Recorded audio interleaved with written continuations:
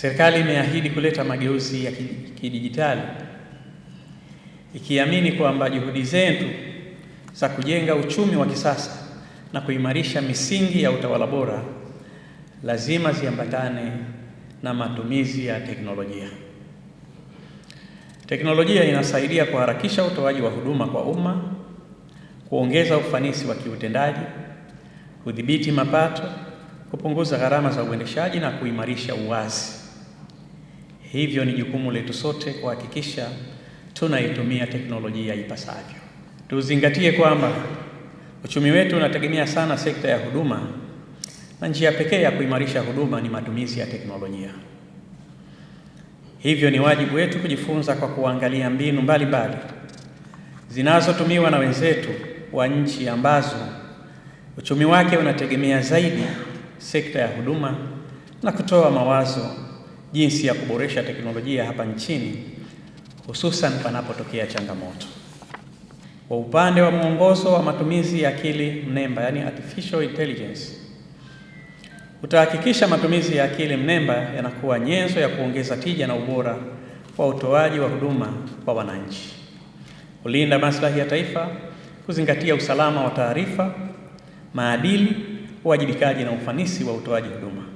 Ni matarajio yangu kwamba warsha hii itaongeza ujuzi na uelewa kuhusu matumizi sahihi na salama ya mifumo ya TEHAMA, ushirikiano wa wadau na uboreshaji wa sera ili kuwa na uchumi shindani na wenye kuondoa urasimu. Nitoe wito kwa makatibu wakuu na wakuu wa taasisi wote kutoa ushirikiano ili kuhakikisha azma hii tunaifikia kwa pamoja. Nimefurahi kwamba wakuu wa taasisi na makatibu wakuu mko hapa. Suala la kutumia mifumo si suala la hiari, ni suala la lazima kwa serikali. Kwa hiyo nitoe agizo, Mheshimiwa Waziri, kwa kupitia mkurugenzi wa idara hii ya IGAS, taasisi yoyote ambayo inaleta shida katika kutumia mitandao hii ama katika kutumia mifumo hii, naomba hiyo ripoti iwasilishwe ofisini kwangu kwa hatua za haraka. Na niwaambie wazi kabisa, serikali tulipoamua kuanzisha jambo hili tulitafakari sana.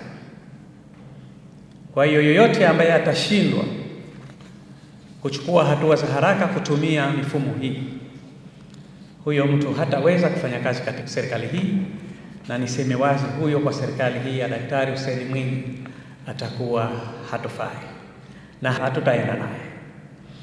Kwa hiyo nieleze tu kabisa yale maeneo yote, kurugenzi, najua kazi kubwa ambayo wanaifanya, lakini changamoto ambazo zinapitia zile taarifa naomba tusipate, na sasa ni muda wa kuchukua hatua na sio muda wa kubembelezana tena. Kazi hii tunaifanya kwa maslahi ya nchi yetu na si kwa maslahi ya mtu binafsi. Kwa hiyo hili nilitaka tu niliseme hapa, na leo nimefurahi wakuu wa taasisi mko hapa, mmenisikia. Kama kuna mtu anahisi tunatania, kurugenzi, tunaomba tu ile taarifa yako. Sisi tuna CV za watu wengi wazuri, wengi Zanzibar sasa hivi, alhamdulillah tunao wengi wazuri. Kwa hiyo ukijiona mzuri, kafanye kazi hii ya Daktari Hussein. Ukiona kwanza unataka kusubiri, tutakusubirisha na wewe. Wapo wataka pending mpaka baadaye. Kwa hiyo nitaka tu nilitamke hili kwa umuhimu na uzito wa kazi wenyewe ilivyo. Mapato ya serikali yanapotea, huduma za serikali zina urasimu, wengine wanachelewa hata kujibu kwenye maofisi yao, zinakaa muda mrefu sana. Haya mambo yote tunaweza kuyaondosha na wala hayahitaji mshauri elekezi kutoka nje ama pahala pengine popote. Naomba kila mmoja tutimize wajibu wetu, twende kwenye uwajibikaji, utawala bora, lakini tujua tunakwenda kuwatumikia Wazanzibari.